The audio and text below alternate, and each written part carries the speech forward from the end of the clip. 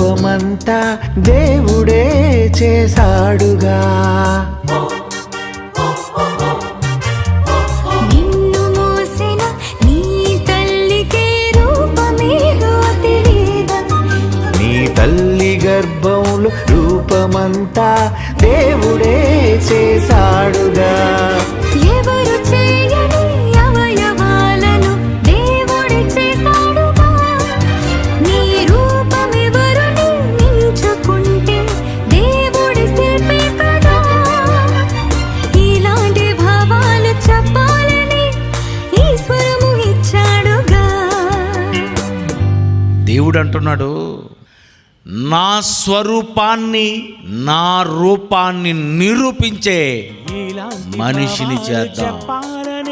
నా రూపం నరులకిద్దాం, నరుడు నన్ను నిరూపిస్తాడు. గొంతిచ్చాడని మాటిచ్చాడని స్వరమిచ్చాడని చెప్పవా? చెవులిచ్చాడని వినిపించాడని కళ్ళున్నా చూసి చెప్పవా?